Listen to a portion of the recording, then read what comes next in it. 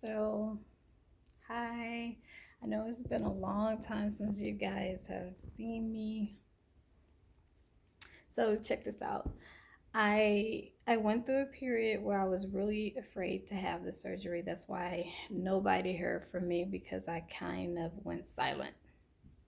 Just to think about, what was coming, what I needed to do, my role and just put people in place that I thought was going to assist me with certain things that I'm going to be needing after the surgery.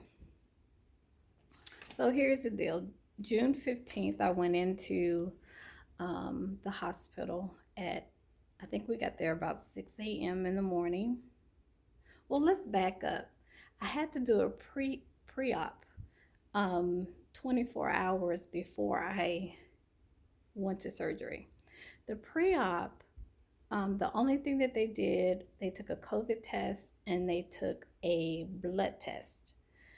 Um, but oddly enough, all of that took about, and I had a visit with the doctor where the doctor put me on a scale and took my blood pressure.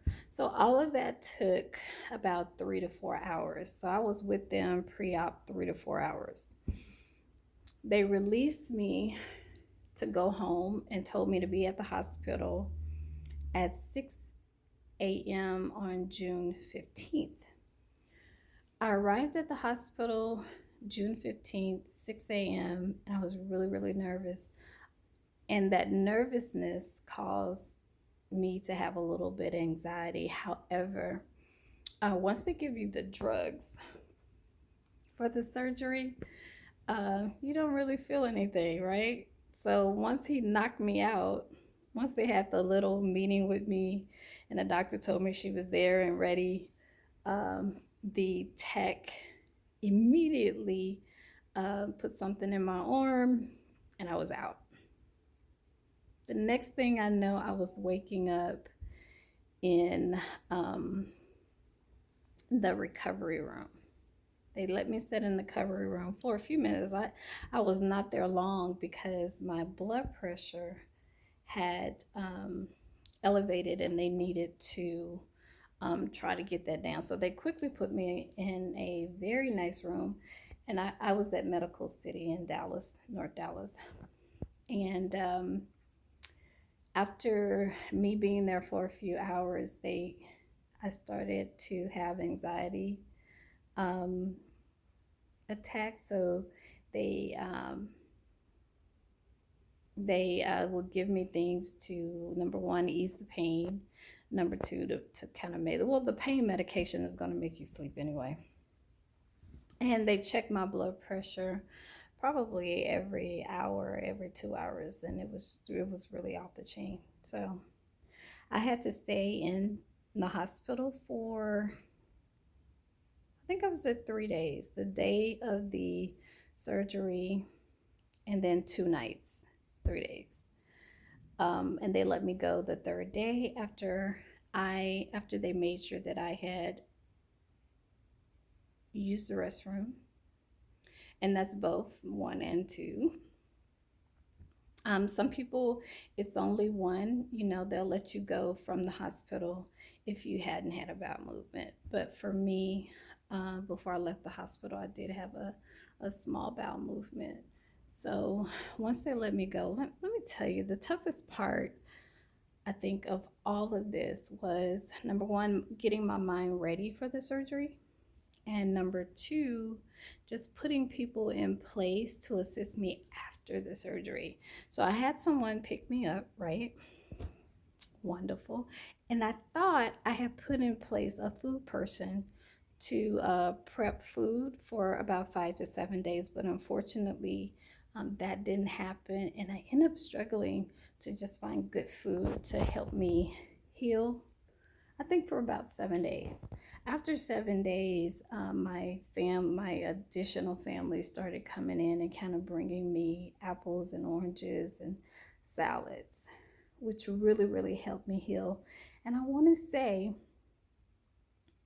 by the 8th day of my healing, I was walking around with a lot of ease in 2 weeks. Today is um, 2 weeks plus. I am walking around really good with very, very little pain. The only time I take my pain pills is at night when I want to rest comfortably in bed. I mean, because your stomach is bounded um, by a little wrap, so it's kind of uncomfortable sleeping and all of that. But that's the only time I take my medication is when I really need to sleep and relax comfortably.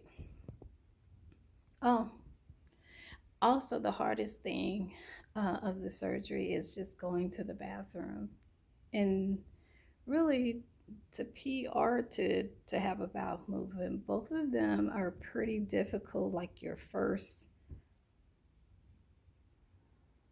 14 days, it hurts to pass gas. It hurts to laugh. Probably the 7 days it hurts to laugh or cough. Um, but here I am, and I am probably about 14, 15 days out, and I feel great. I feel great with a very little pain. I don't have a lot of pain. Would I suggest this to anyone? Probably not. I would suggest you try to catch your fibroids early, try to change your diet, try to exercise. I would tell you to seek out if your fibroids are small, seek out the procedure where they kind of go through the vein and shrink the fibroids. Seek that out first. But I will tell you that if you do that, it's a possibility that they will come back if you're not eating right, if you're not exercising. Sometimes it's just genetics. So if you're not having any more kids, then you know it was the best option for me. I really can't tell you what to do, but it was the best option for me because I'm no longer having children. I kept my ovaries because that was the better choice for me. But for those of you who have potential cancer cells in that area, they'll probably want to take them. But consult your doctor on that, okay? So it's over for me.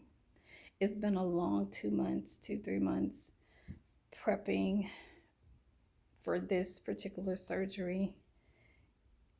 It's been difficult, but so far it seems like it's worth it. Okay. Any questions, you can definitely comment, message me, whatever you need that I can help you with or clear up for you, I would love to do. Thank you.